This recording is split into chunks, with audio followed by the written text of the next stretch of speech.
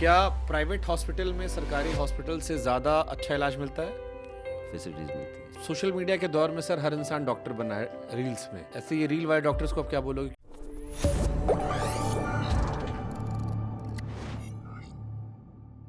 Okay, हमने sir last में कुछ रैपिड फायर रखा है क्योंकि आप हेल्थ मिनिस्टर हैं, इसलिए क्वेश्चन है, क्या पुरुष जो हैं अभी भी मेंटल हेल्थ पर बात करने से डरते हैं?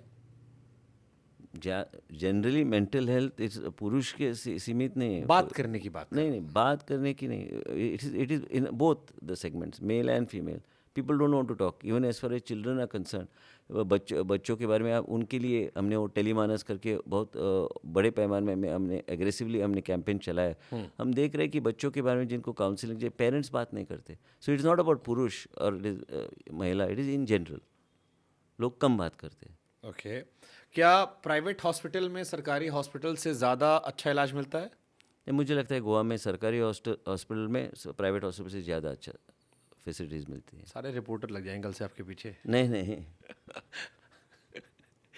ओके, क्या एआई जो है वो आगे आने वाले टाइम में हेल्थ में बड़ा रोल प्ले कर सकती है? 100% बड़ा रोल प्ले करेंगे। देश के प्रधानमंत्री ने ऑलरेडी एआई के बारे में और यूटिलाइजेशन ऑफ एआई के बारे में ऑलरेडी उन्होंने बातचीत किया है और गोवा में ऑलरेडी हमने इम्प्लीमेंट करना चालू किया है AI screening of lung cancer. And मुझे लगता है AI in the next few years will play major role. इसका बहुत बड़ा रोल होगा हेल्थ सेक्टर में, आप हेल्थ और बाकी सेक्टर में, लेकिन मैं हेल्थ का बोल रहा हूँ। सोशल मीडिया के दौर में सर हर इंसान डॉक्टर बना है रील्स में। ऐसे ये रील वाले डॉक्टर्स को आप क्या बोलोगे कि अब लोग ओरिजिनल डॉक्टर से ज़्यादा रील वाले डॉक्टर देख लेते हैं? हर आदमी के पास ज्ञान है कि ये कर लो ये हो जाएगा। So as a health minister आप क्या एडवाइस दोगे? क्या बोल सकते हैं, लोग अभी reels has become a fashion of today. So you have to see what you have to see and not see what you don't want to see. मैं देखता हूँ हमेशा आप ज्ञान के बारे में बोलते हो, हर चीज़ आती है। हर चीज़ क्यों? अभी आप सब ने देखा होगा कि कौन से दिन फ्लाई करना, ग्रह के नक्षत्र के हिसाब से अभी आया है कि 17 तारीख को मत फ्लाई करो, 21 तारीख को मत फ्लाई करो। अभी क्या क्या बिलीव करना, नहीं बिलीव करना, मुझे लगता है अभी should be more rational in what we see. Okay, Indian political history में आप किन किन लीडर्स को आज़ादी के बाद आइडलाइज करते हो और क्यों? मुझे लगता है कि लुकिंग एट ओवरऑल देखने में मुझे लगता है कि one of the most powerful and one of the most grounded leaders is Modi ji. Not because I am in Bharatiya Janata Party and I am a karyakarta of Bharatiya Janata, but the work जो मोदी जी ने किया है, मुझे नहीं लगता कि कोई आसपास भी आ सकता है। और पुराने नेताओं में आज़ादी के बाद, अगर मैं अभी करंट नेताओं की बात ना करूँ, 1947 के बाद से आज तक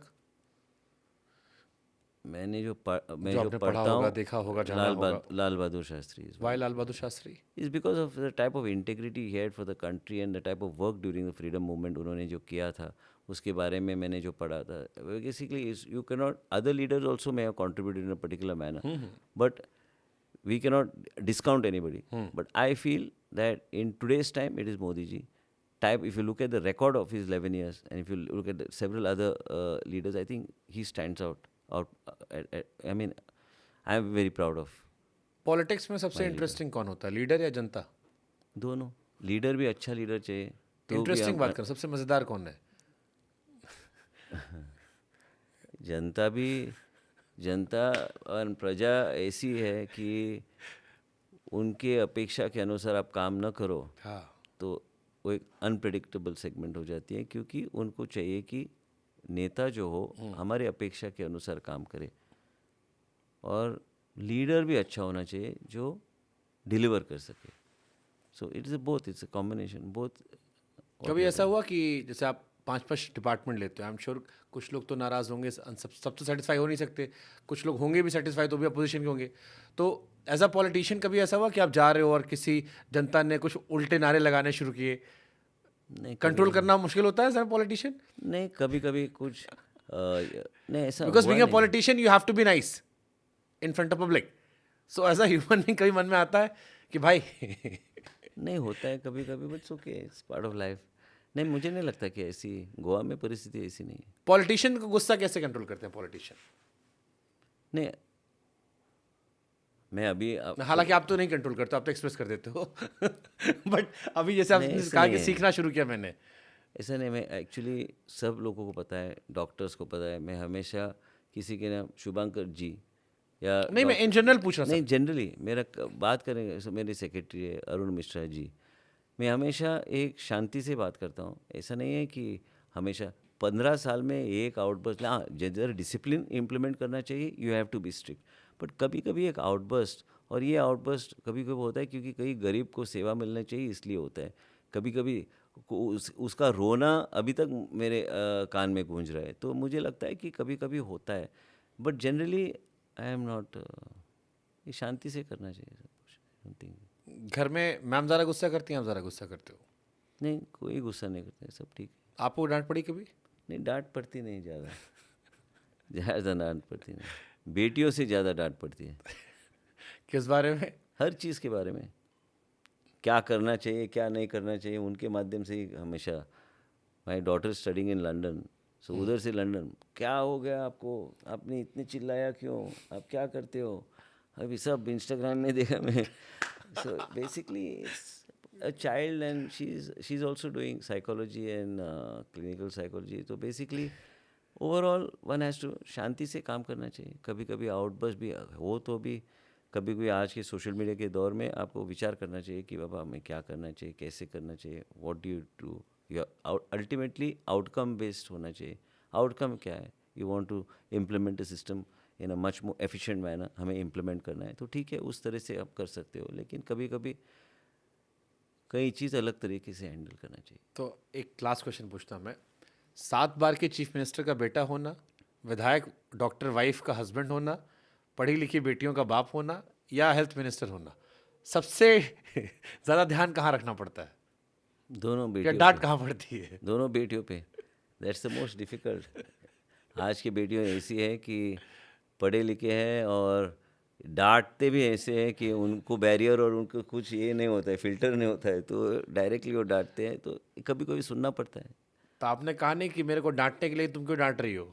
मेरे को कह रहे हो डांटो मत, नहीं डांटो नहीं, मत, तो मुझे डांट रहे हो उल्टा। कभी कभी सुनना पड़ता है, जो दूसरे ने लोग नहीं बोल सकते, ये फ्रैंकली बोल सकते हैं। आज की लड़कियां बहुत पढ़े लिखे लड़कियां हैं, पढ़े लिखते हैं, उनका एक्सपोजर अलग होता है, वो हर चीज़ देखते हैं और उनको जो फीलिंग आती है वो आपको बोलते हैं, और वो सुनना पड़ता है, और सुन के मुझे लगता है it's important to hear people out, it's very important.